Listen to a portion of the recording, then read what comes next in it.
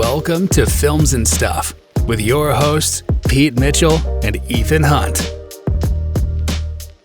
Hey Pete, welcome back to Films and Stuff. How are you today? I am great, Ethan. How are you? I'm great, and I have been looking forward to this episode for quite some time. For a couple of months at least, right? Yeah, for a couple months at least. Yeah, I think it's rare. It is rare, but I have to say the tables are potentially turning because I think you've been more excited for Marvel releases than I've been lately, which is not shocking because we're both equally strong Marvel fans, but I tend to think that on the fandom scale, I'm maybe one notch above you, but lately, I don't think I have been as excited as you have. I think generally you may even be more than one notch above me, but I think when it comes to Ant-Man specifically, and the Wasp with my celebrity crush, Evangeline Lilly, I think I'm several notches ahead of you for my love of Ant-Man. So, Right. with that as a background, it just came out. You saw it Friday night in London. I saw it Friday night in Dubai, which is opening weekend, right? Worldwide. Opening weekend. As we always do before we give our thoughts and do spoilers and stuff, set the scene in terms of how excited you were and what the cinema experience was like in terms of, the number of moviegoers. Absolutely. So in case you haven't gotten it, listeners, we're talking about Ant-Man and the Wasp: Quantumania, Yes. otherwise known as the third movie in the Ant-Man Now trilogy. Volume 3. Yep. Actually, I saw it the first showing possible, London, 10 a.m. on Friday. Whoa.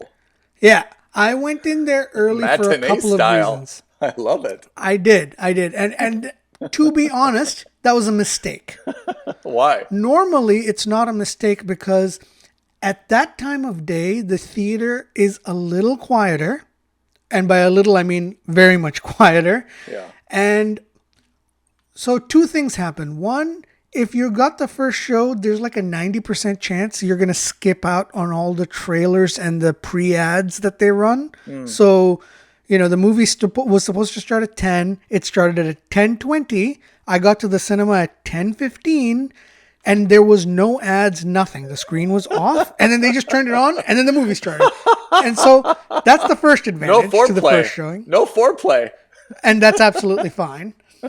So that's the first advantage. And the second advantage is that the only people who typically go to those shows are the dedicated fans, one, and two, fellow reviewers. Yeah. However, this week in the UK is half term.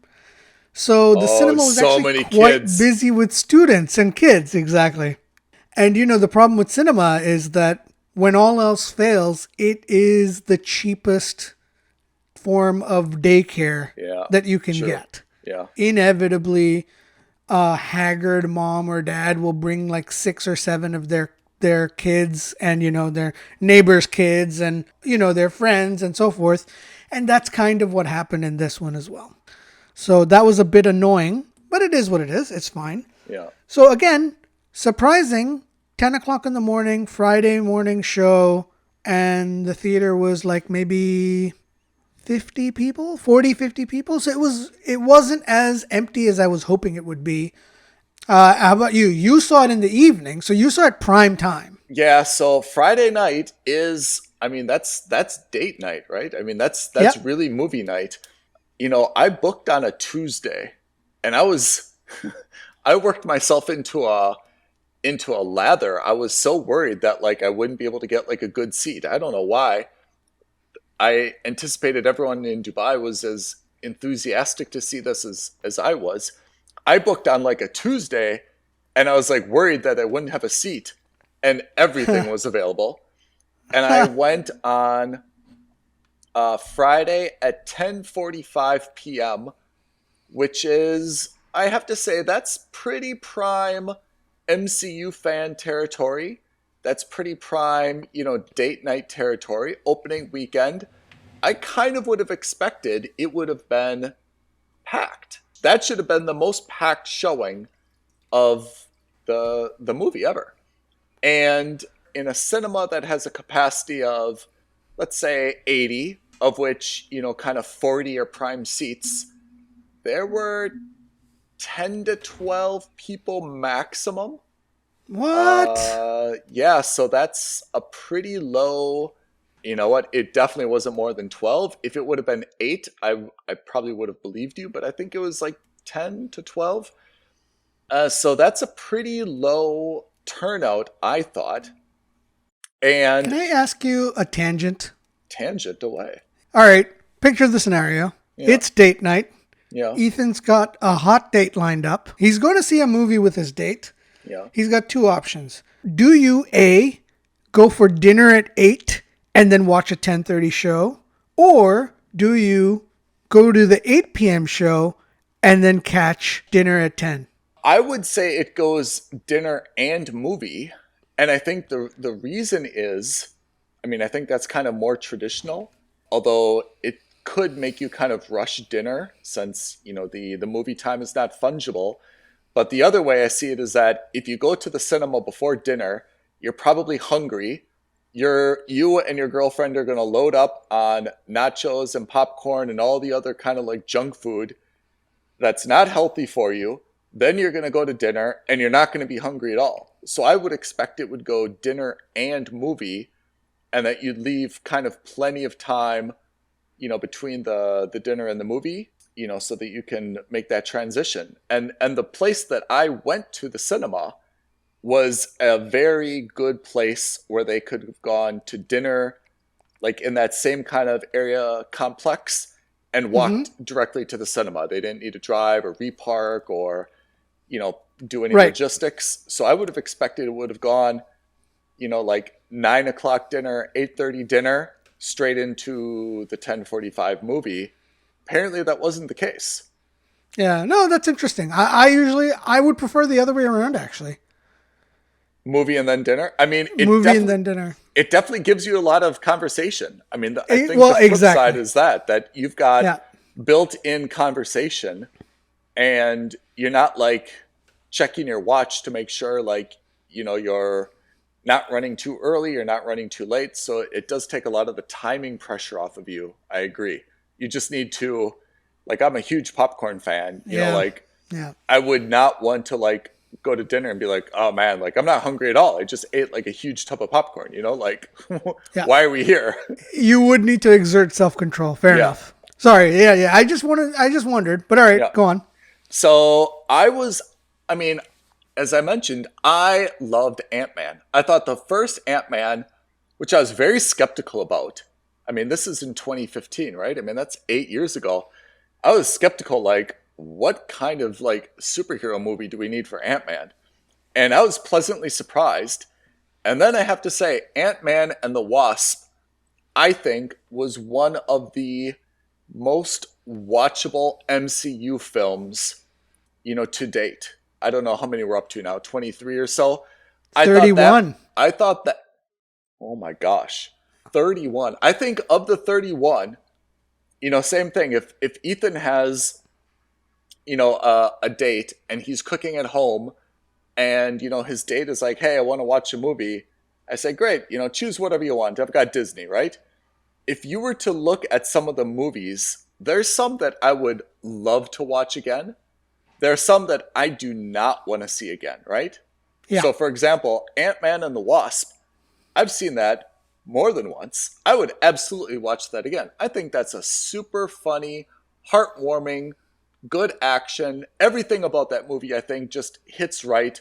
Michael Pena was fantastic. T.I. was in it. Everything about that movie is great. There's some other movies, for example, Thor: Love and Thunder. I'd be like, nah, I've seen that. What else do you want to see, right? Spider-Man. Yep, I totally agree. Like, oh, maybe Spider-Man, Even I'd go for an old Iron Man, but there's some that I'm not really that enthusiastic about seeing again. I thought Ant-Man and the Wasp was super rewatchable. I think the real reason for that, and I agree with you. I tend to agree with you, especially for Ant-Man 1 and to a less extent for 2, but in the same vein, I agree with you in the sense that the reason Ant-Man 1 and 2 worked particularly well for me was that even though they were in an established universe of the MCU, the films were decidedly low stakes. They were just about Ant-Man. They weren't about Ant-Man and trying to stop Iron Man or trying to, help Captain America, etc. It was just a very low stakes movie. The first one was really like a heist movie, right? A comedic heist. That's right. The second one was kind of a variation of that, but also was a very, it was kind of just like, it was a rescue movie disguised as a heist movie. Yes. Right? And it was just, I'm not saying, and don't take this the wrong way, listeners, but like, if Ant-Man failed in any one of those movies, it didn't have wider repercussions to the MCU.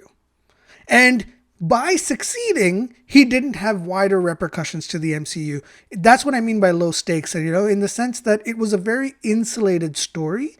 Mm-hmm. And because of that, you no longer have that baggage of having to watch 30 movies before to understand what's going to happen in this one. There's some clear references, of course, like you see the Avengers headquarters in Ant-Man 1. You get the reference to the Captain America fight in the airport in Germany in Ant-Man 2. Of course, that's the whole point of being a part of the cinematic universe. Right. But it's disconnected enough that you're just like, if I watch this on its own with a girlfriend or with my mom or with my family and friends, I don't need to hit pause and explain 30 minutes of preamble as to why this is important or why this makes sense. That's right. There's something else. Not only were the stakes small, but the whole being of Ant-Man is his size. And you saw a lot of the action sequences and a lot of the comedy centered around his size. So remember Ant-Man 1, remember there was like the Thomas the Train scene, right? Yep. Remember in Ant-Man 2, they had like the Pez dispenser and how like big it became. Like there was situational comedy based on the size. And we'll get to it in a moment. But this Quantumania size was totally irrelevant. 100% irrelevant. That's not just in terms of, them scaling up to become gigantic. Yeah. That was also the same for them scaling down to become minuscule. Yeah. Because when you're in the quantum realm, everything's minuscule. Yeah. And so I've got a comment about that and I'll get to it. Yep. Which is, you're right. It becomes weird, right? Yeah. How do you shrink in the quantum universe? Yeah, it's weird. Because there's a scene, remember, and Paul Rudd was hugging his daughter Cassie when they were both allegedly big. Giant, yeah. And he said something, I feel like I'm hugging a Sasquatch. But there was Godzilla. Godzilla. I feel like I'm hugging Godzilla, but there's no context to that. They were equal heights, right? Like normal human. And there was no reference point. Yes, that's really good. No reference point. Yeah. And I was like, that just, why would you feel like that? It would be different if Ant-Man were small and his daughter were big, and he could say that. But they were the same size, like typical father-daughter size. It just, the whole concept of Ant-Man being small and exceptionally powerful for his size was made irrelevant by this movie. And you said the stakes were small, but the idea of his natural or his super gift is totally irrelevant in this film. And that's where I think we're going to get when we start now breaking this down. My level of enthusiasm for this film based on 1 and 2 was like through the roof. Yeah.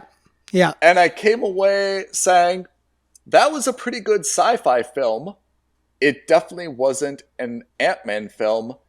And it wasn't, I felt more like I watched Dune or Star Wars Attack of the Clones. I'm so glad you said that. Right? So glad you said that. It seemed more like a sci-fi movie than it did I was watching MCU. And it was a pretty good sci-fi movie, but absolutely it wasn't and it Ant-Man wasn't a movie. fun experience. I'll tell you. So that was the first note I made as soon as I got out of the cinema. Act 1 was quite possibly the best depiction of a Star Wars, non-Star Wars show that I've seen outside of the Star Wars universe. Yeah. It really, when you see them walking through the Quantum City and you see them, by the way, if you haven't figured it out, spoiler alert, when you see Michael Douglas, Michelle Pfeiffer, and Evangeline Lilly, after they've been split up from Scott and Cassie, they flag down these quote unquote Tusken Raiders. First of all, they looked like Tusken Raiders. Yeah.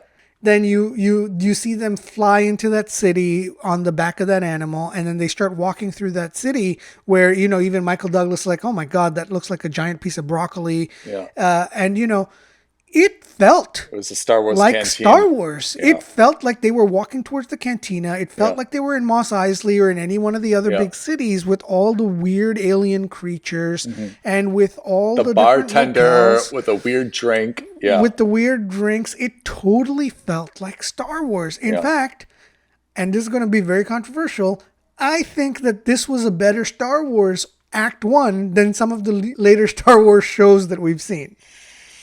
I don't think anyone's going to declare war on you for that statement. There may be some disagreement, but I don't think anyone's so vehemently opposed to what you're saying. I agree. There was a lot of, it's Disney, but there was a lot of similarity. I thought towards the end, when you saw Kang and his army, all the drones lit up, and all kind of the hover vehicles. Yeah. Kind of, for me... Attack of the Clones, yeah. I thought absolutely that was an Attack of the Clones scene.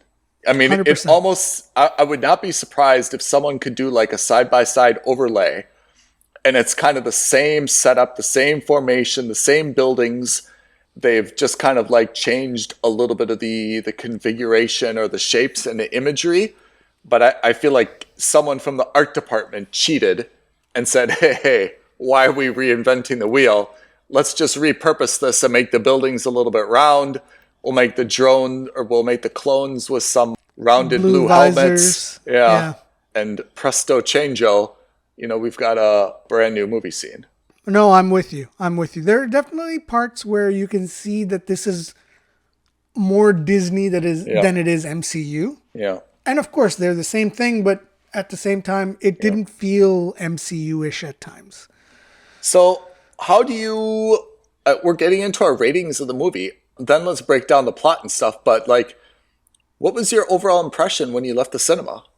Okay, so my immediate impression was that's a fun movie, but I wasn't in love with it.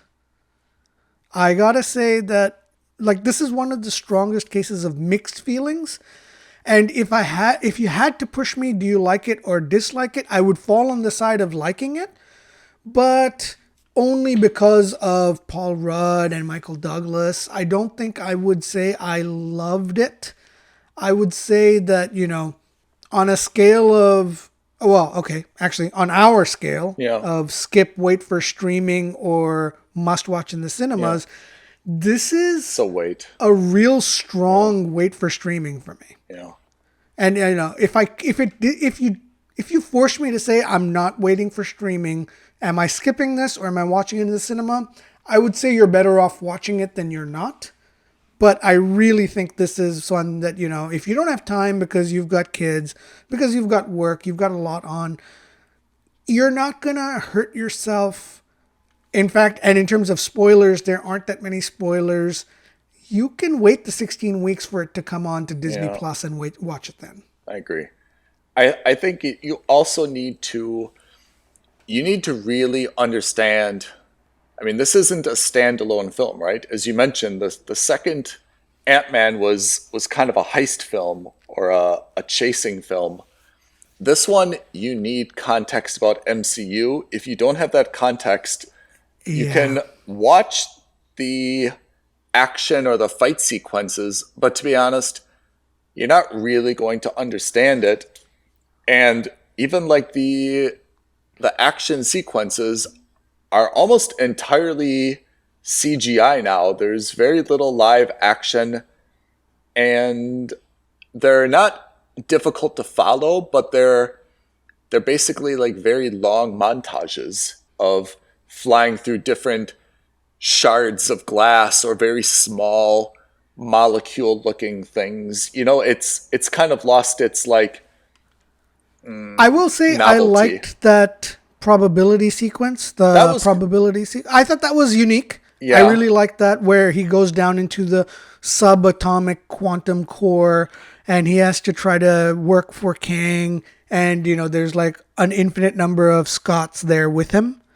And I loved how that resolved itself, right? Because they were fighting against each other, and then when they all realized they were doing it for Cassie, all of a sudden they start working together, because that is genuinely the one thing they all want, right? I thought that was a really good way of resolving that fight without it becoming like, you know, someone has to come and save him externally. That was him not thinking his way out of it, but that was him just realizing, hey, listen, we have to work together because this is the only way we're going to save Cassie from Kang. I agree.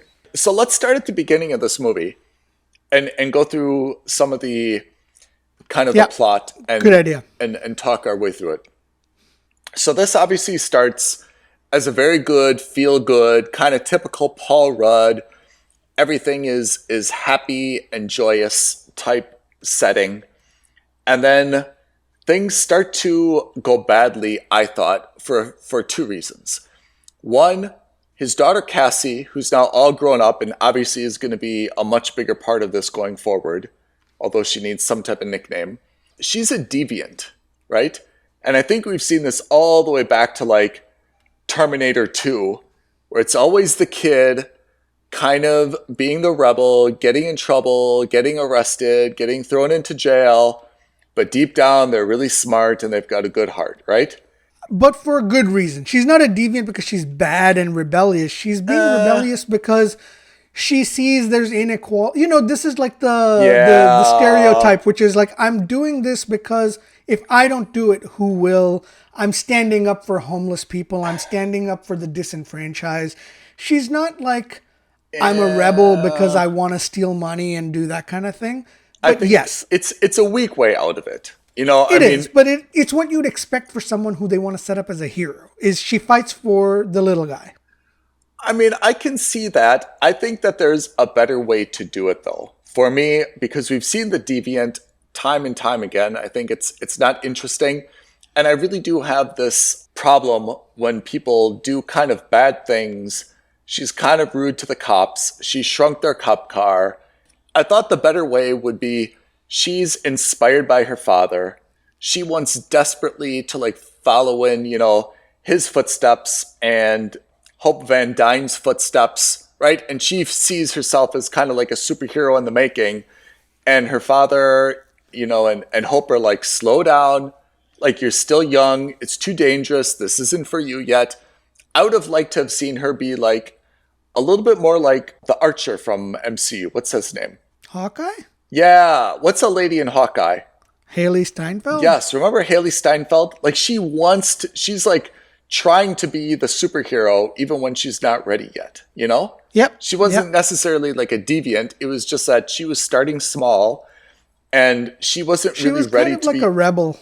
She was a rebel, but she saw herself as kind of like a vigilante and she wanted to be the next Hawkeye. I thought it would have been better for Cassie to kind of be, you know, a want-to-be following in her father and Hope's footsteps, and, you know, her family was kind of slowing her down. So this is my kind of problem number one. It's not fatal to the story, but I'm just saying I thought that would have been more compelling.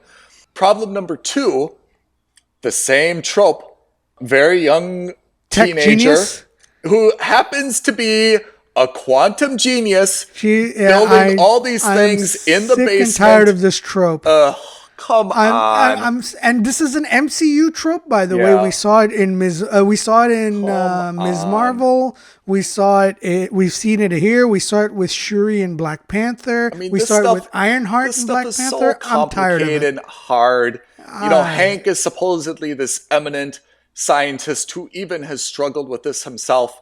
But then his granddaughter, who's kind of 15, apparently isn't even going to school because she's may or may not be a good-hearted deviant, just kind of goes into the basement with whatever tools he has and somehow creates like this quantum satellite, you know? It's just barf, honestly. I know it's a movie. I know it's not real. I know everything has to be exaggerated.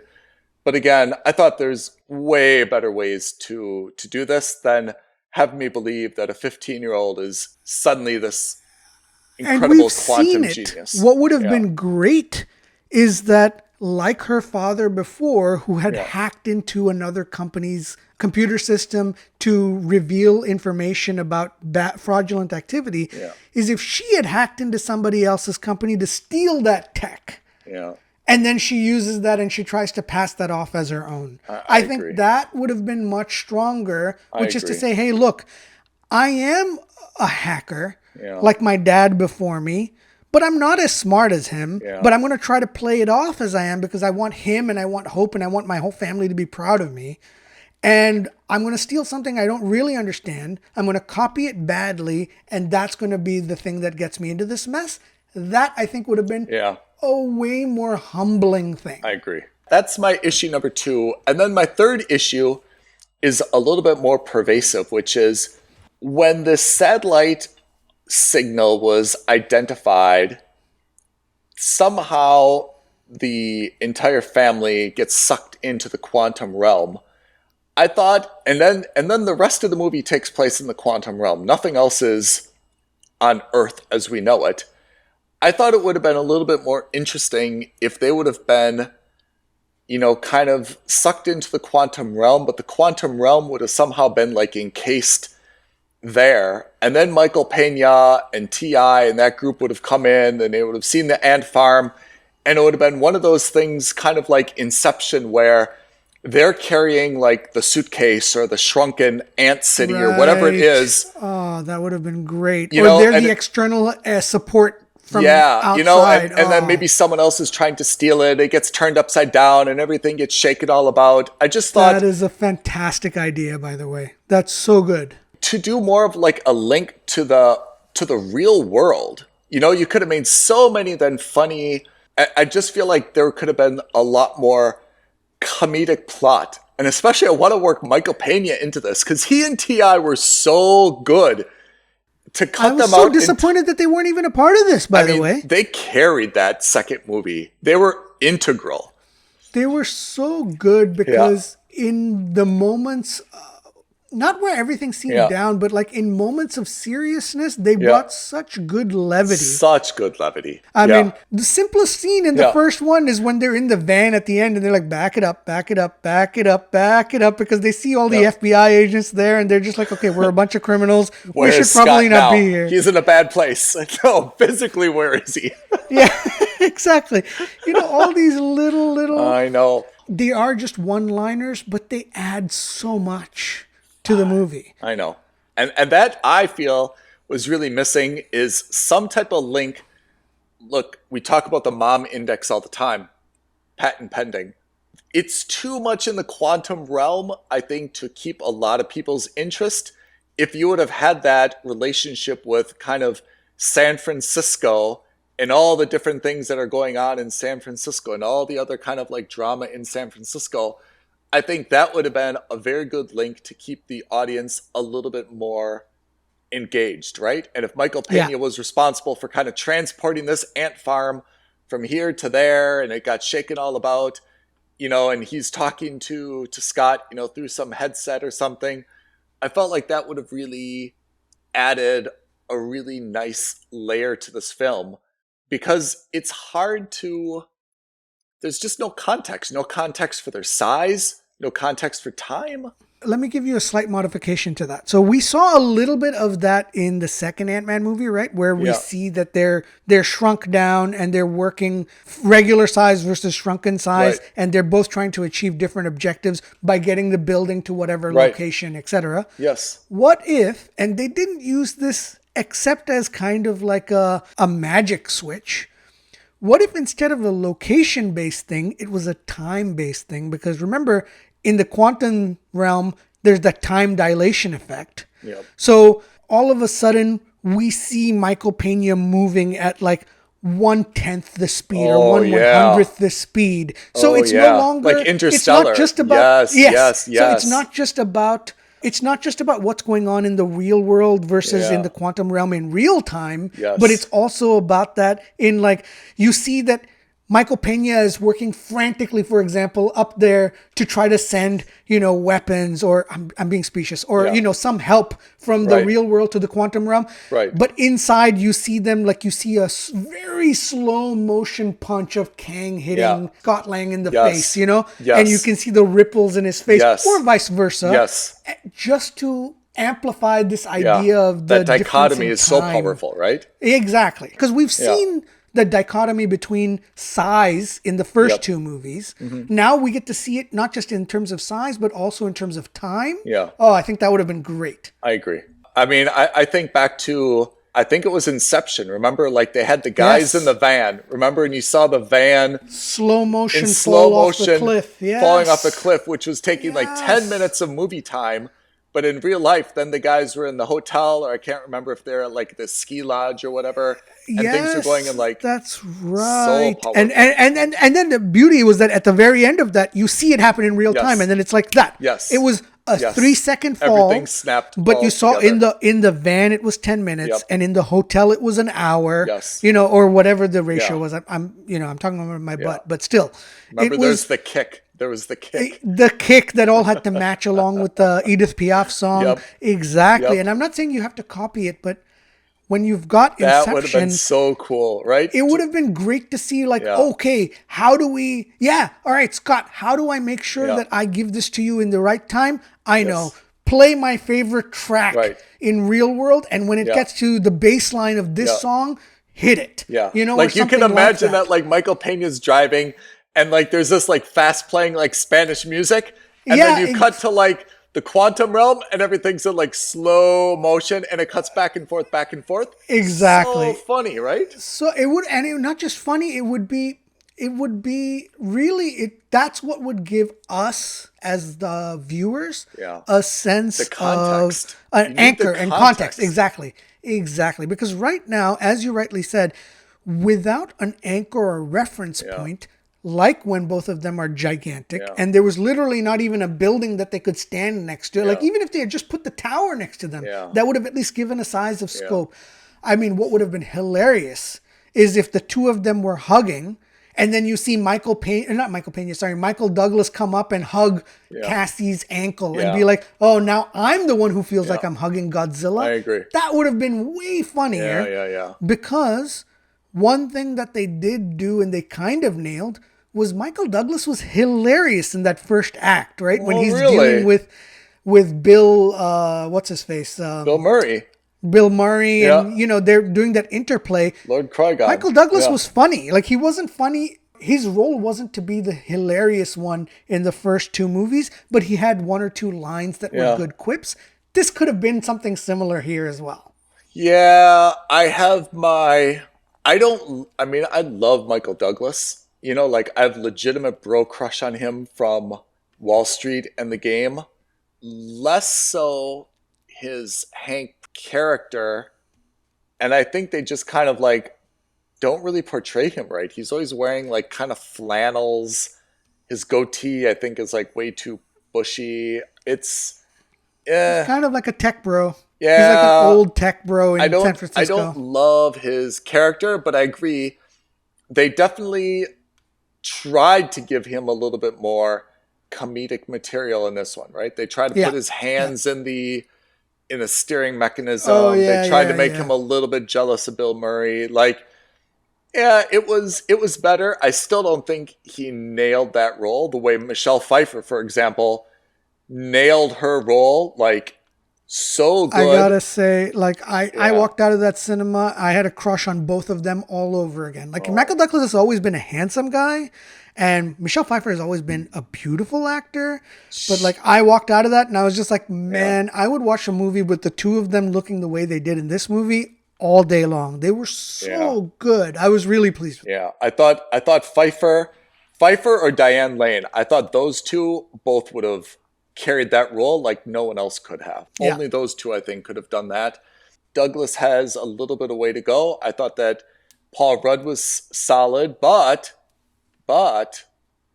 are we ready to talk about the crime that was committed? Evangeline Is it against a certain Lilly, someone's barber? why did she cut her hair? I mean, she is really my celebrity crush who could do no wrong. But I felt like not just her hair, but they really kind of minimized her in this film. She got called the short, Ant-Man and the she Wasp. got the short stick. Yeah. Well, so they never called her that, but if I remember correctly, and please, if you've read the comics, let us know in the comments below. But I actually think that in the comics, Cassie becomes the new Wasp. Well, maybe. So I think that could be their cop-out, even though they never referred to her as that. I don't know. I thought that she got the short end of the stick in this movie. Yeah, I mean, for a movie where she's supposed to be the co-lead, especially in terms of the title, she was kind of a non-factor, right? I mean, she's still kicking ass. She's still the most able out of everyone in terms of fighting, and she gets the glory of running her own business, blah, blah, blah. But in terms of the movie plot, really weak. I thought she really totally got agree. the short end of the stick. I thought she got this even at the beginning. Okay, yes, she's now has her own company, but it was just a montage kind of showing her sitting at a desk, accepting an award, sitting at a desk. Yeah, like that's not great. And then I felt the rest of the movie, her line was, "What aren't you telling me, Mom? But wait, what don't we know? Or what are you hiding?" Like I felt like that was her only line. Then kind of at the end, she came in and she saved Scott, like both when he was in the whatever. Oh, we have to talk about this, by the way. Yeah. This was not where I expected the movie to end. I was quite, I don't want to say disappointed, but slightly annoyed with the opportunity lost, because I think what would have been a better ending would have been that I thought they were going to get caught stuck in the quantum realm. Yep. And I thought that would have been a fantastic way to end the movie, because I thought that was the whole point of him destroying that power core, was that he wasn't able to activate the portal. Yes. And he did that knowing that he was going to be stuck in there. And then literally 10 seconds later, Cassie opens up another portal, or somebody opens up another portal, and they escape. Yeah. I thought it would have been way better where he was just like, okay, I mean, I'm stuck here now. And it would have been great if it was the two of them stuck there. I agree. And then in Avengers 4, all of a sudden, 5 years down the line in the movies universe, or 3 years in the real world for us, all of a sudden they come in to save the day. Totally agree. I think that would have been great. Totally agree. Just like Hulk was on Ragnarok, right? Yeah, and we lost track of Hulk, and then suddenly he appears like, oh, that's right, he's still there. Yeah. I thought the same thing. I thought either Rudd was going to be stuck by himself, or I thought it was going to be him and Lily who are going to be stuck. But I agree, I was a little bit like, it just kind of wrapped itself up so nicely. Like, okay, well, everything's solved now. We got rid of Kang, and we, got back home, and everything's kind of back to normal. And then you see one ominous voiceover later, and that's it. Really, the movie ends almost abruptly there. Yeah.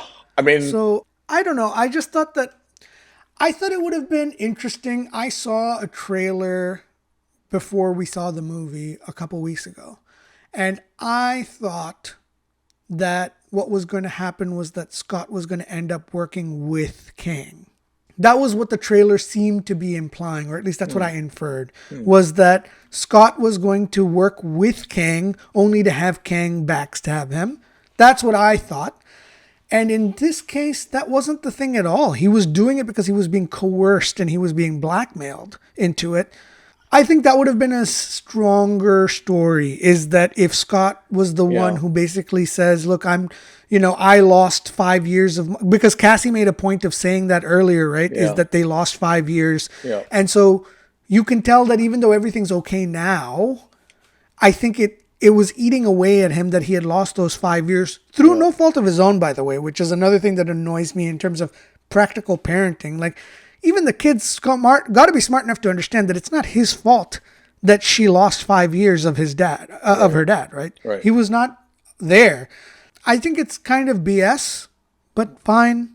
Let's put it this way. I think it was just the easier way out. While we're on that, I think it's important now we turn a little bit to Kang, because this is really what we are supposed to take away from this movie.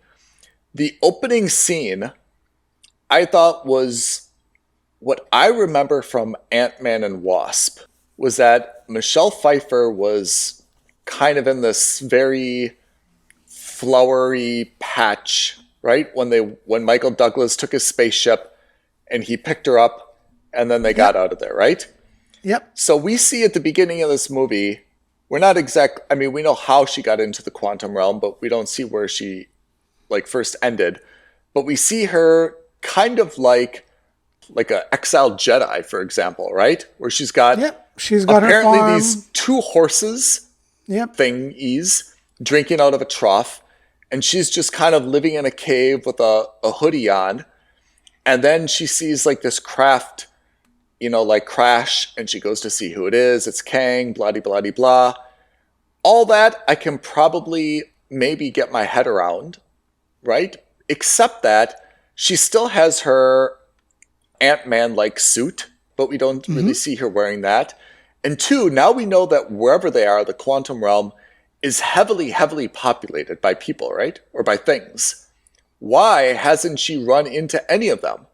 It was only after she split up with Kang that she decided to explore a little bit, and obviously she knows everybody on that planet. She's like the social butterfly, right? So it's really weird to me that at the beginning, where she's been there for who knows how many years, she is just alone, living like a nomad. That's it. I think that was a plot device. I don't think that was, I think that was just explained away in the sense that she's gotten there. She's been in the quantum realm for 30 years. She's just kind of living her own life. And then she realizes that with Kang, she's able to potentially get out of here. In the last minute, she realizes why Kang is there. It's because he's been exiled by all the other Kangs for being an evil jerk. And so she has to stop him. I take your point. I don't think it's as big a plot hole. I think it is a small plot hole, but I think it's one that you can kind of gloss over. It's kind of just a storytelling trope. Because everybody knows her, right? I mean, everyone says Janet, and everybody knows Janet, which means post-Kang, right? After she sabotaged his ship, where did she go? And she must have been going everywhere, visiting everybody and getting to know everybody, right? My takeaway from it was after she helps Kang, she spends years as a part of the resistance trying to stop him. And that's where she meets everybody. That's a very simplistic way of explaining away that supposed plot hole. Yeah. And that's fine. I don't think it's a major enough problem. Going back to Kang, I really liked Jonathan Majors. I agree. He did an excellent job in this role, right? I think Kang was phenomenal. Yeah. I think that as a bad guy, he is one of the more nuanced villains we've seen in the MCU. Mm-hmm. Unlike Loki, where you can kind of understand his motivations, you kind of saw that in Loki season 1. So this is the second iteration that we've seen of Kang. And by the end of the movie, they seem to be implying that Kang is dead. I don't think he is. I don't think so either. I think he's just gotten shrunk again. Yeah. And I'm sure he'll pop back up. Yeah. I think that, the mid-credit sequence that we saw was you see the rest of the other Kangs getting together to try to figure out what to do next. Mm-hmm. And that's basically going to be what kicks off the wars for the multiverse. Fine. I don't have an issue with that. My issue is that this is the second version of Kang that we've seen. And this is also the second version of Kang that we've seen, quote unquote, die. In Loki season 1, we're introduced to Kang towards the end of the season. And then we see him die at the hands of Loki, or Sylvie, Loki's variant. And then in this one, we see him, quote unquote, die, to be determined. But still, at least for the sake of this movie, he's considered dead. How many more versions of Kangs are we going to see? I don't know. They all have different personalities. I liked the Kang that we saw in Loki, who's supposed to be the quote-unquote first Kang to realize there's a multiverse. I also liked this version of Kang because he had the same idea as the Loki Kang, which was we have multiverses, and these multiverses are going to collide with each other, and that's going to cause the end of all the universes to basically just end. So we have to stop that from happening. The Loki Kang created the TVA to stop variants and variant branches to come up. Whereas this one said, all right, I'm going to go about it the other way. Loki Kang was preventative. I'm curative. I'm going to just destroy those timelines, right? I'm going to absolutely kill everybody in them to stop that from happening. So both were trying to do the same thing, just different ways around it. The question is, if this Kang is truly dead, which again, I don't think he is. I don't think so. What are we going to see with all these other Kangs? And you only have a limited number of movies. Like, I don't want to see so many Kangs. Like, I want to see one persistent narrative across, especially for the villain. That's what we saw with Thanos, right? Throughout all the different phases, Thanos' goal was the same, and his aims were the same, and his methodology was the same. It was consistent. Get Infinity Gems, destroy half the universe. How do I reconcile Kang and Thanos? Is Thanos just a villain in one universe and Kang is multiversal? Yes.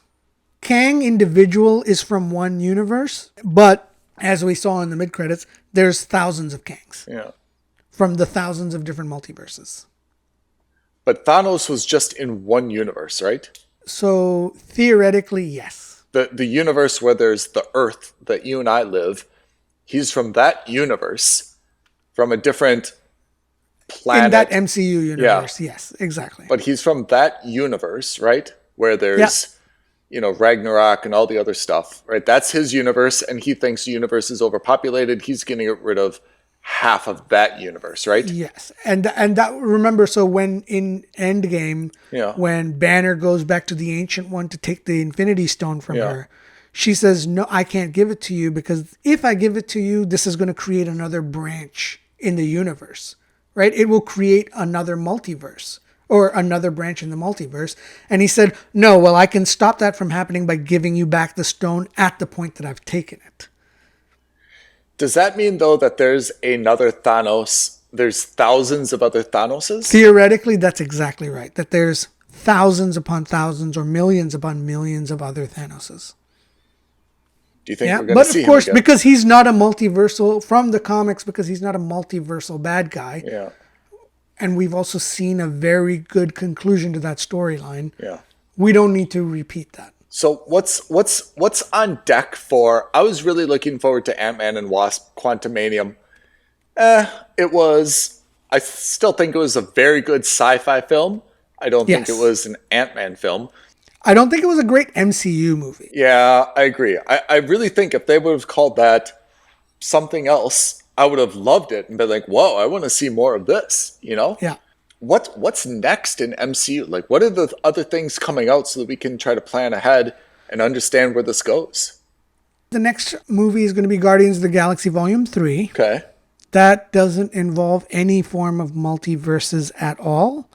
But I expect, because there are so few movies between now and the next two Avengers movies, I expect that there will be some form of mid-credit or end-credit sequence that refers to Kang some way, somehow. Because at some point, we're going to want to see Kang referred in every one of these movies now. Okay. Yeah, that's basically what happened with Thanos in the first few phases as well. Is there was a reference to Thanos in every movie or thereabouts. Okay. Right? And if not Thanos directly, the Infinity Stones, which was what he was after. We should theoretically see that in the next few movies. I haven't confirmed this, but I read somewhere the Marvels movie, Captain Marvel 2, Oh, yeah. got pushed back to November. At the time of filming, we haven't confirmed this, but I've heard that they've delayed it till November. It is still coming out this year, but they've pushed it back. So instead of being a summer movie, I believe it's now going to be like a fall movie.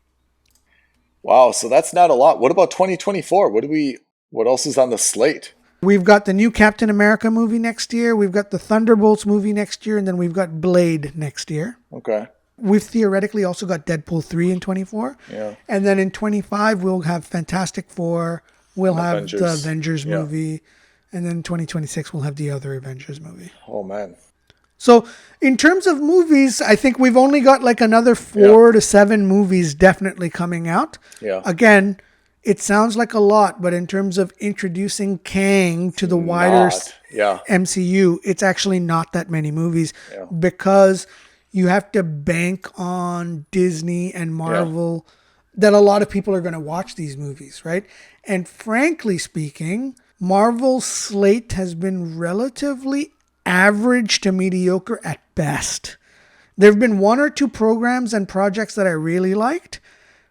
There have been 1 or 2 stinkers, and everything else in between has been very down the road average.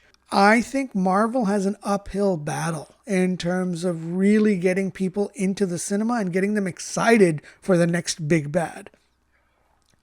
What do you think, or what's your prediction for where Ant-Man Quantumania is going to finish in terms of box office? And maybe we need to put that in perspective by Ant-Man, the original Ant-Man, which was 2015?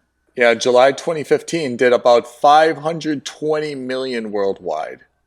Okay. Do you know what Ant-Man and the Wasp did? It did 622 worldwide. I think this movie is going to do better. More than... Do you think it's going to hit $1 billion? No. 700 million?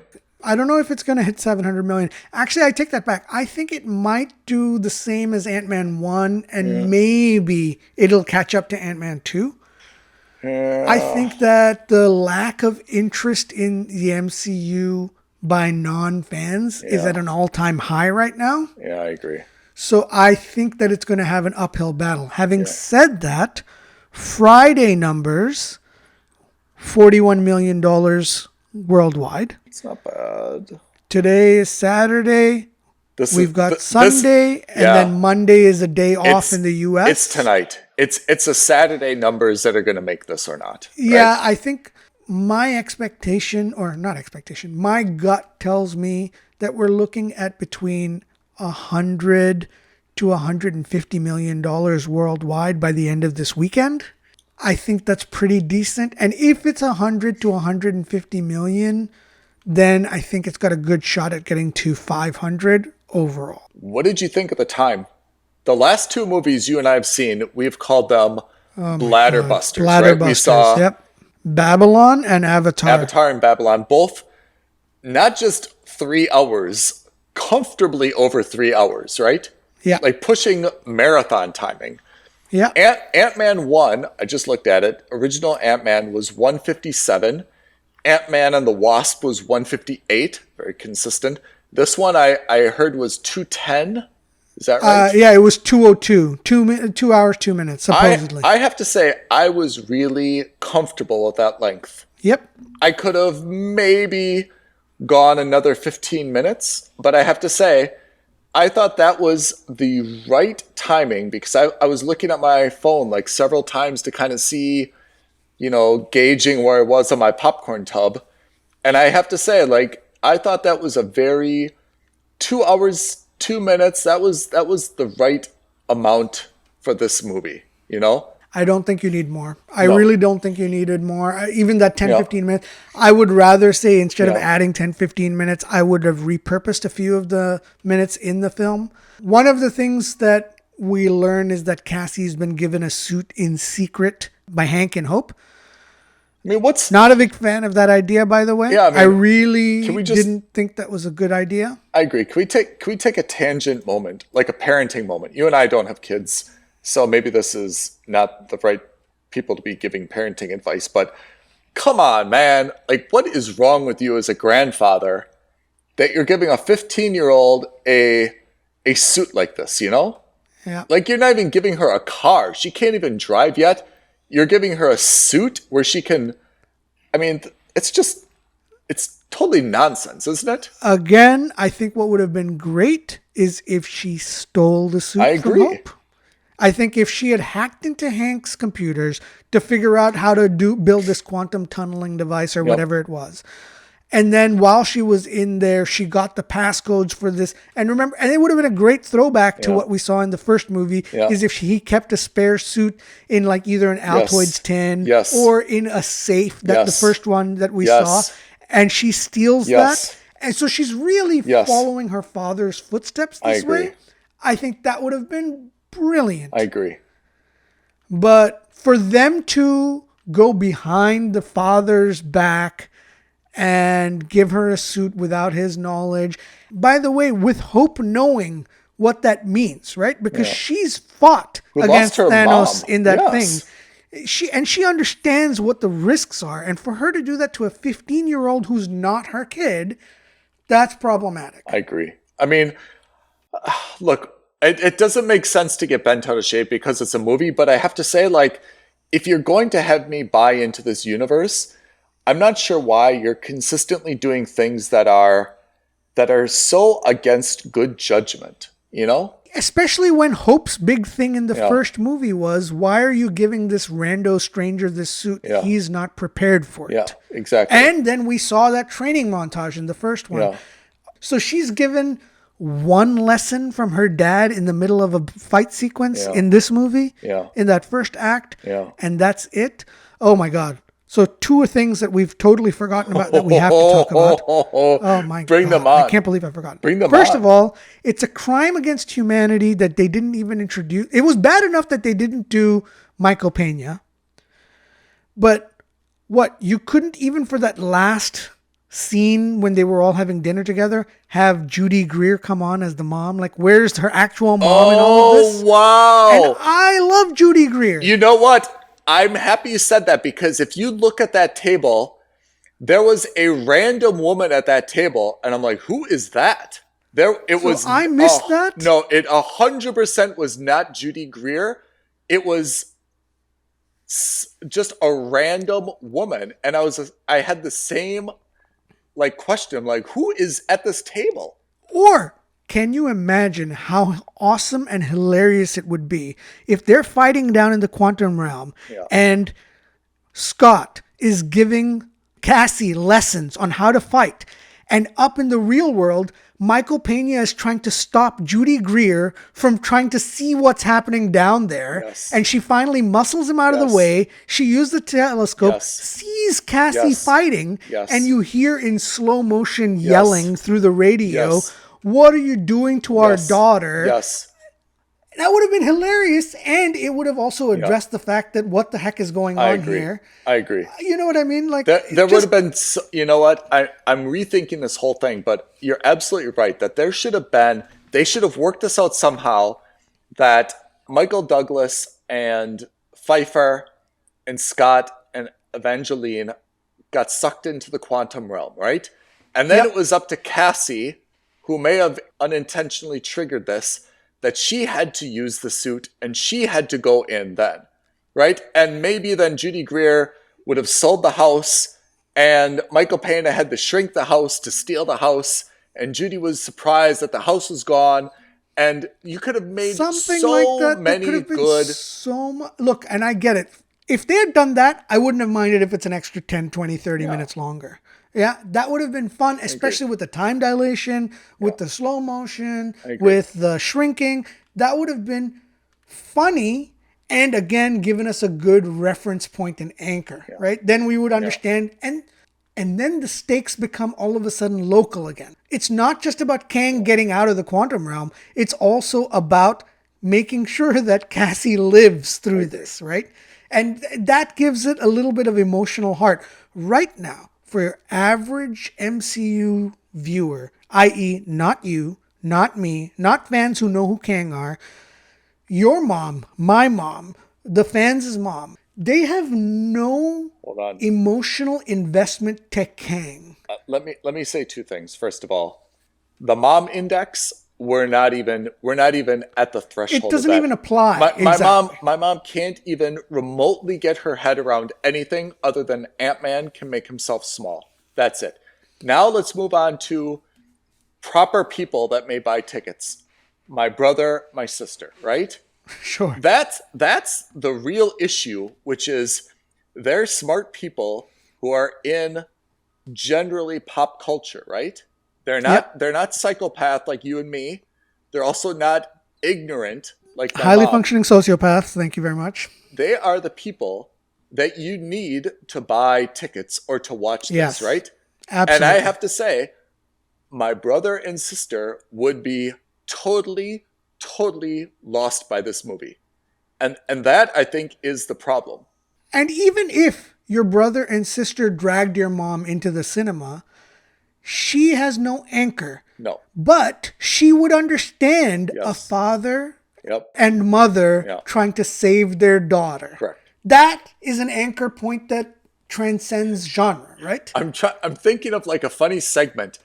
And if I could even get my mom's attention for 2 hours, have her watch this movie and then write like when you're a kid, you'd write like a book report. A book report? Ask my mom to can you just summarize this movie in like a paragraph? I would struggle to actually understand what she would write because I think she'd even be lost and be like, well, there's a different planet and Ant-Man went there with his girlfriend and maybe her dad, and then they fought this bad guy, the end. I think it would be like a 3rd grade book report. And so my mom's totally out of it, but I'm saying even my brother and sister, I think with this movie are not enthusiastic about it. And even watching it, they've got no reference whatsoever. Even I'm struggling with Kang, right? Kang is a complicated character. There's a lot. This is the thing, and that's why know. I didn't like the fact that they've killed him on screen twice now. Yeah. Because if you're going to introduce one bad guy, you need someone who's consistent. Yeah. You can't consistently have the same goal but different motivations or different methodologies across 7 different movies. It becomes a nightmare to deal with. Yeah. So that was the first problem that we forgot to talk about. But the second one, and this is really the elephant in the room, what did you think of MODOK? Horrible. This is, by the way, this is a deep, or I say deep cut. It's not really a deep cut. If you've read the comics, you know all about MODOK. I know all about MODOK. If I'm Michael Pena, I go to MODOK's agent. I fire my agent. I go to his. If I'm him and Judy Greer, I'm like, go to our agents. What are you doing? How can this guy get just his big face in a movie who adds no value whatsoever and is more annoying than anything, and we didn't get even 1 minute of screen time? You're fired, so I agent. have very complicated feelings about MODOK. Okay? I loved MODOK in the comics. I thought he was brilliant. I thought he was funny, and not funny like haha, but like just the concept is great. I'm listening. That's the first one. I loved the idea of them making Corey Stoll come back to become MODOK. I'm in with that. Conceptually, chef's kiss when they revealed that it was Corey Stoll. I was all in because it makes sense. At the end of the first movie, he gets shrunk down into the quantum realm. He's broken down. I loved that. Conceptually, brilliant. But okay? Execution, terrible. 0 out of 10. Not even 0. -5 out of 10. So Could forget not have about done it worse, could they?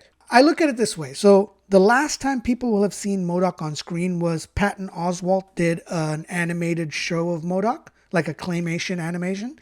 And it was funny. It was supposed to be a comedy, so they made him a comedic character. Okay? Fine, no issues with that.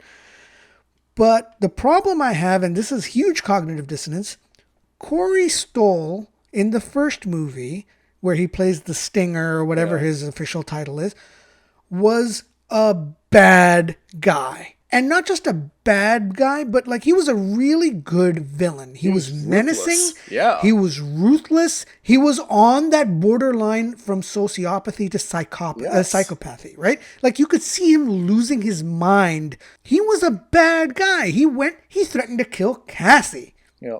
He was going nuts. And then all of a sudden he becomes what's effectively comic relief in this movie. I didn't like that. I thought that was, you lost a lot of the, and if you wanted to go comic relief, if you really wanted to go comic relief, and this is me thinking way out of the box, what would have been weirder is if somehow T.I. or Michael Pena gets sucked in and gets brainwashed through a chip or something like that by Kang, and they convert them into MODOK, and then the turn from MODOK turning from the bad guy to the good guy works because he was already a good guy. He was brainwashed into being a bad guy, and then he sacrifices himself at the end of this movie. And I'm just trying to shoehorn ways of getting Michael Pena and T.I. into this movie. But what I didn't like was taking someone whose personality was that he was an effective villain in the first movie to becoming effectively a bumbling side character or, comic relief in the third movie, to the point where like he's like, oh, you're a bad guy. Oh, I'm a bad guy. And she's like, well, stop being a dick. What do you mean stop being a dick? Yeah, you just choose not to be a dick and that's it. And then all of a sudden he's a good guy now. It takes away so much of the value add of MODOK. It just, I got so frustrated with that. And I think this is almost James Gunnsian, which is to say that how do I inject humor into a situation that doesn't need humor? And if it lands, that's great. But if it doesn't, you get this. I think MODOK's execution was horrendous. I totally agree. I didn't know the storybook character, but I have to say, and I kind of like the idea of Corey Stoll being added back. Yeah. But great throwback. Yeah, but I thought that it was just a farce to have the big head. Not only the costume, I thought was kind of bizarre. The effects also looked bad, right? It didn't look good at all. It was, the stretched face looked really bad, like almost like we have 10 minutes to get this before it hits the cinema. I looked at IMDb to make sure it was still him. I'm like, did they have someone else play the character? Like, it doesn't look like his face. I agree. The whole thing was just miserable. It added nothing. Don't they do any testing? Isn't there any audience testing? As a bad guy, loved it. And I love the fact that they've basically made him a sidekick because it gives him room for growth to be a main villain in the future. But they introduced him in this movie. He was a terrible addition in the sense that personality was just completely off. And then they killed him off at the end. And then he died. And then there's a little bit of like, there's not really closure. Like, did he actually die a hero? He says like, oh, we were like brothers. Absolutely not even remotely true that they were brothers. Like, they were arch enemies, like in the first one. Oh, I died an Avenger. I mean, like, the whole thing was just like, that's what I mean by that farcical comedy, which doesn't make sense. No. It didn't land. If you wanted to make it comedic, you could have just been like, when he's trying to convince, when they were fighting in that first sequence, if they were fighting against each other, he could have been like, no, stop. If you stop now, I'll make you an honorary Avenger. And then a throwback at the end. I think that would have been funnier or at least more relevant. But this, I think execution, really poor. I get it. He's a mechanized organism designed only for killing. So theoretically, they can always introduce another MODOK in the future. But you kind of blew it with this one. I have to say, the MCU used to be so tightly scripted and it used to be like airtight. This is veering into early DC Universe days, which is how do we just get the maximum impact out of every character? Let's introduce anything and everything haphazardly without much thought. And that sounds like a bad criticism. And to some extent it is. Like, the MCU, Kevin Feige was famous for having, they used to always talk about it. We have basically 3 or 4 chalkboards, and we have it with like threads, and we have plot lines and elements, so we can see how every movie is connected and how the whole MCU is connected. Yeah. It's almost as if somebody went in there with a pair of scissors and cut all the threads, and we're just like, all right, Ant-Man 3, what are the characters that we have access to? Let's look at the Encyclopedia of Marvel characters. Oh yeah, this would be cool. This would be cool. This would be cool. Kang's the bad guy for phase 4, 5, and 6. No problem. Let's shoehorn him in there and let's just kind of go with it. What would have been great, and again, this is very much a formulaic way, because this is kind of what they did with the first Avengers movie, is if MODOK were the bad guy and he was working for Kang in the quantum realm. And we didn't see much of Kang in this movie. We just saw mostly MODOK, and they made MODOK a really bad guy. I think that would have been fine. I think that would have actually been better. Even though, and I say that fully accepting, Jonathan Majors' Kang was quite possibly the best part of this movie. Yeah, I agree. I'm happy that we unpacked this. I was really, really excited about this movie, and I still think it was a good sci-fi movie. I think it was not a great Ant-Man movie, and all the things that I love about Ant-Man just don't apply to this movie. So in that sense, I'm disappointed. I think this should have been called, Kang the Beginning or something like that. Would have been a more appropriate title, and you just saw cameos by Ant-Man, Wasp. That would have been great, is if this movie was set in the past and we see a young Michelle Pfeiffer fighting against Kang. Yeah. I think that would have been a much better movie. I would, and then at the end, we have the cameo where you see them save her from the scene we saw in Ant-Man 2 is how this one ends in Ant-Man 3. I mean, the problem is with the way that and I watched Ant-Man and the Wasp again in preparation for this movie. And that's why I know how rewatchable that movie is. The way that they found her, she was, remember, Michael Douglas just went in with like this little hover chopper. Yeah. Right? And he was avoiding like all these different like mitochondria or whatever they are, right? Chlorophyll things.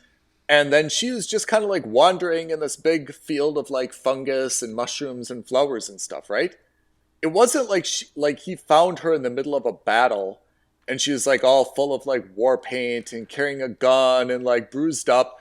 She was like just fresh, like she was just like hanging out, like there was no time had lapsed, and she was just like walking in like the woods. But she gave him the coordinates. Remember, that was the whole point of that, was that they contacted each other and she gave the coordinates. Yeah. So that's true. I get what you're saying in terms of tone, which is absolutely right. Is if she was a freedom fighter or a rebel, she didn't seem it. She seemed like a farmer who was out for a stroll. I get that.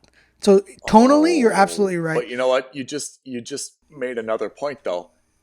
Do you really think that if she was this freedom fighter and she's like, first of all, she's like, no way, I'm not going to go home and see my family. I'll stay here for the rest of my life just to like thwart you, right? And then she spends the rest of her 30 years fighting him. And then, okay, I agree. She reaches out to her family to see if there's a rescue effort. Her husband comes and she's like, all right, peace out, freedom fighters. Yeah, you'd think she'd come back and be like, all right, now I'm armed to the teeth. I've got the Avengers with me. We're going to fight this out. Michael, meet me here, but bring guns and butter and lawyers, like it wouldn't just be like, hey guys, I really enjoyed, I created this problem. I appreciate you guys fighting shoulder to shoulder with me for 30 years. But look, my husband's waiting, so I'm out. Best of luck to you all. That's how it ended? No way. You kind of got that illusion when they meet Bill Murray. Yeah. You kind of got the illusion that everyone was a little bit angry with her, so that makes sense. Pissed off that she kind of took off without saying anything. Still. Yeah, I'm with you. It would have been a little bit better than if they would have thought about this. And like you said, the threads of MCU should have been stronger, where she would have said like, hey, did you bring the supplies, or did you bring this, or you've got to do this? And he was like, hey, there was no time, or I didn't know why you needed that. And, my God. I mean, think of this is you've just had You just had the Black Panther movie released last year. You're about to have Guardians. You're about to have Captain America and Ms. Marvel. Can you imagine if at the end of this movie you see just Captain America's shield? Like in the quantum realm. Like she brought reinforcements to kind of help out with this, right? Or, you don't even want to go that far? No problem. You see the logo for shield. Yeah. And so she's like, I'm bringing shield here to help with the restoration efforts or whatever it is, right? Yeah. I think it was called the GRO or GRA or whatever it was, in Captain Falcon and the Winter Soldier. Like the rescue efforts basically to help with the blip. Yeah. She brings supplies and things like that. It's the faintest of threads, but that's the things that you want, is to see the continuity between universes. You needed that. I agree, because now it just did not seem natural the way that they went back to the quantum realm and how there were like multiple different, like even landscapes, right? There's one that was kind of like a very spacey city that had, as we mentioned, a lot of Star Wars similarity. Yeah. And then there was kind of like this desert, rock oasis where we saw her and Kang at the beginning. Then there was obviously the mushroom forest that they were walking through. And then there was something that kind of looked like it could be part of Avatar, with a stingray flying and dipping its toe into the river. And then there was the one where they had like this big battle scene that just looked like a bunch of like kind of like red red rock formations and stuff. Like, okay, I understand the quantum realm for being very small is very diverse, but it just seems so bizarre that there was it's hard to get context. Yeah. That was the problem, was there was very limited context. Yeah. You don't need to have that context when we're talking about the Earth. Yeah. Because we understand what the Earth's geography is like. Yeah. It makes sense. Yeah. This, less so. Yeah, I agree. I mean, because even like when you saw Bill Murray's character, I mean, he had a spaceship, right? Yeah. Which means he's kind of flying around the quantum realm somehow. The whole thing is just very bizarre. Which, I mean, I guess we learn it's because he sided with Kang, right? So yeah. I mean, it shows how big, for the quantum realm being small, it shows like how vast it really is, right? That there's so many different geographies, and there's so many like ways of transportation that you actually need a spaceship to get around in the quantum realm, which shows how small everybody is comparatively. What'd you think of the ants? I thought that was, first of all, I wasn't shocked because I remember seeing the ants when they were falling from Earth to the quantum realm. Yeah. I remember seeing them fly with there. So I was like, okay, they've made it such an obvious part of it that clearly they're going to fall and play into this somehow. Yeah. This is what I meant by time being kind of as an excuse. The ants have been down there for 10,000s of years, apparently, right? Like they've set up their own technology. They've set up their own society. But for Hank and everybody else, they didn't fall into that trap of the time dilation. This is what I mean. It's like it felt a little inconsistent that for the ants, 10,000 years has passed, but for the humans, only a couple days has passed. And that's the other thing. When we finally see them go up into the real world, we don't know how much time has passed in the real world.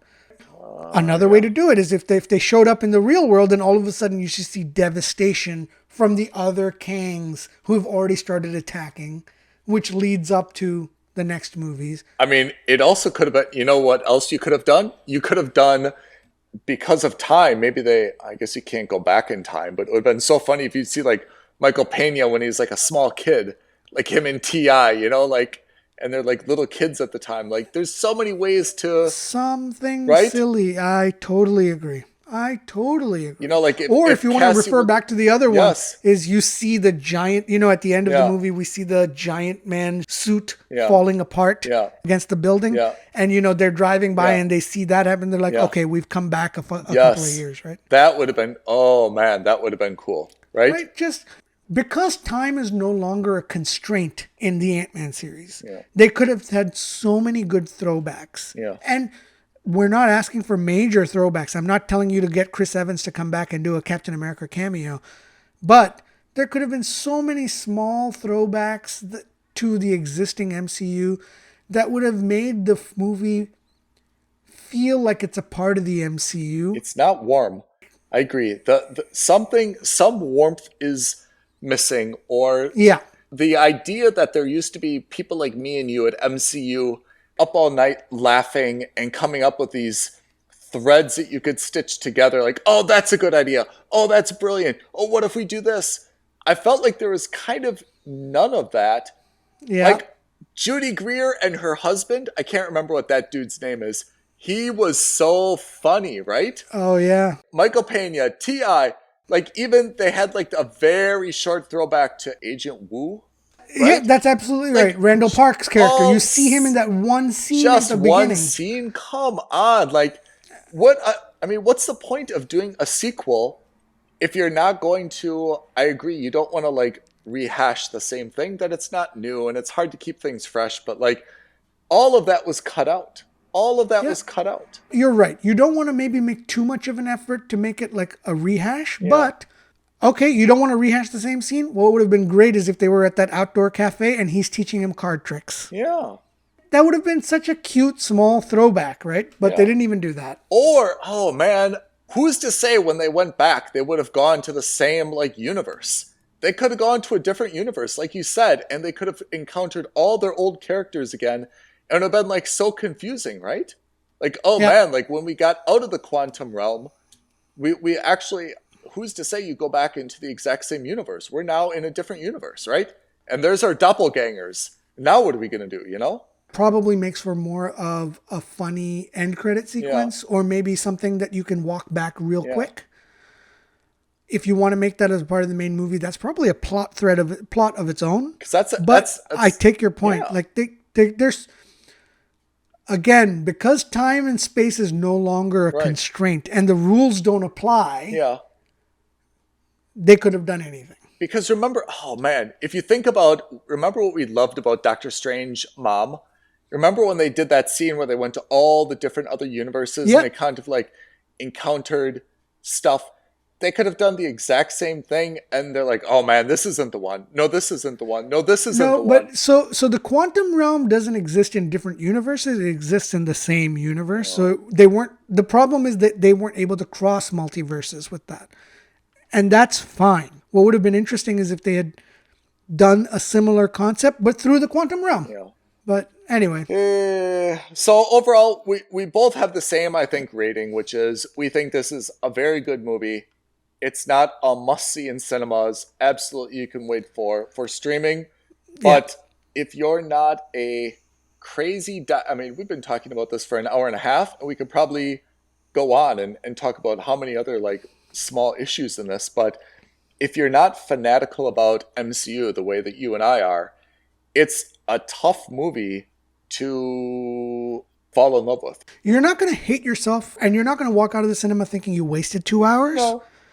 But at the same time, there may be other movies you want to see. There may be other things you want to do. And you can watch this definitely in the comfort of your own home. Look, the effects were great. The sound effects were fantastic. There is that element that you'll miss out watching it at home. But the overall movie itself doesn't justify sitting in the cinema just for the effects and the sound effects. Yeah, I agree. And there's not a lot of spoilers to be. Yeah, if you don't watch this, you're not missing out on anything in terms of you'll. This is the kickoff to the next phase. Yeah. This is where it starts. Yeah. So if there's going to be a movie in the MCU in this phase that you're going to miss, this is the one that you can comfortably miss without much impact as to the end game at the end of this saga. Do you think that someone should have died? Not Kang. I mean, like Evangeline Lilly, Hank. Do you think someone should have died? If anyone, I think it should have been Michelle Pfeiffer. Only because she abandoned them to leave. Kang wreaks havoc. The way she atones for that sin is by sacrificing herself in the effort of destroying Kang. That, at least thematically, would have worked. But otherwise, the stakes were never high enough for any of them to die.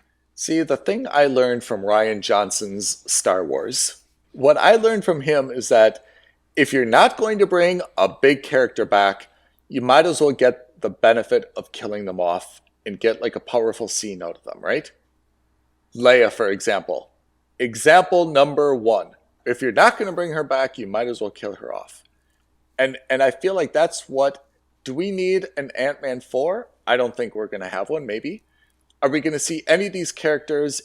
Do we really need to see Michael Douglas again in another MCU movie? But that's it. That's what I mean. So if one of the quote-unquote parents had passed, the problem is that it's a cheap way of getting sympathy from audiences. Better for him to die than MODOK. Keep MODOK alive, who's a better villain. Totally agree. And have Michael Douglas die. And Michelle Pfeiffer's like, I stayed here for 30 years. You came back and rescued me. You've always been with me. You've always been loyal. I'm so sorry of what I put you through. Thank you for saving us with the ants and flying the ship and all the other things. Give him his crowning achievement. Let him die a hero, Maybe. But this is what I'm missing from this movie is the MCU staff brainstorming these ideas all night long and saying I wouldn't give to sit in that writer's room, not just for this movie, but just in terms of the MCU writer's room overall. Because all those ideas that we've just thrown out here in an hour and 35 minutes, I think have been better. Yeah. And I'm really surprised that none of them were, which isn't to say that we've got all the answers, but I mean, a lot of those, it's not clear, had they been thought of, and if they were thought of, why weren't they adopted? Because they seem to be better, and they don't seem to require dramatic amount of filming in exotic locations with crazy special effects and stuff. It's just kind of a continuation of what they've done, I fully take also on board, that hindsight is 20/20. It's very easy for us to criticize after the fact. And that's kind of our job anyway. But we're not the ones being paid millions of bucks to write movies. And unlike a standalone movie like Babylon, the whole point of these movies is for fan engagement and continuous engagement and to link them with other movies, right? So for Babylon, I can see where they say, look, guys, hindsight's 20/20. This is our movie. This is our vision.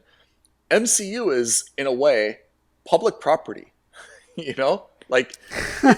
you want me to see 31 movies and you want me to watch all your shows, and you want me to go to Comic-Con, and you want me to buy and subscribe and something, you're also going to have to acknowledge that I'm going to have some strong feelings about the plots that you set up, right? Yep, totally. Babylon, you don't care. That sword cuts both ways. You're right. Babylon, you don't care. Babylon, Ethan, go buy your ticket, watch it, like it, don't like it, doesn't matter to us. That's all we're interested in, MCU, we're trying to engage you and keep you loving these characters so that you come back again and again and again. Have we exhausted Ant-Man and the Wasp Quantumania? Probably. I mean, look, us. We can kind of gab about all of these movies ad nauseum. But ultimately, Ant-Man and the Wasp, Quantumania, otherwise known as Ant-Man 3. Ant-Man 3. I think we're both saying the same thing. It's a wait for streaming. Yep. You're not going to kick yourself for watching it in the cinema, but at the same time, you're not really gaining much by watching it in the cinema. Okay. What do we say the next thing is coming out for Marvel? Guardians of the Galaxy. Guardians of the Galaxy in May. Okay. Yeah. 2 more months and we'll have GOG Volume 3. That's right. All right. All right. So, guys, if you have any thoughts on Ant-Man and the Wasp, Quantumania, do you agree with us? Do you think Evangeline Lilly got shafted? She did. Do you miss Michael Pena? I do. Do you miss Judy Greer? I do. Leave us a comment below this video. Why don't you tweet at us at F&S Podcast or DM us on Instagram at Films and Stuff Podcast. Or if you're old school, email us aloha at filmsandstuffpodcast.com. Reach out to us. Let us know. Happy to engage with you on this. Indeed. Pete, thank you for a great episode. Listeners, thanks for tuning in. Thanks, everyone. Bye now. Thank you for listening to another episode of Films and Stuff. If you haven't already, please subscribe and review on Apple Podcasts, Spotify, or wherever podcasts are downloaded. Films and Stuff. There is no substitute.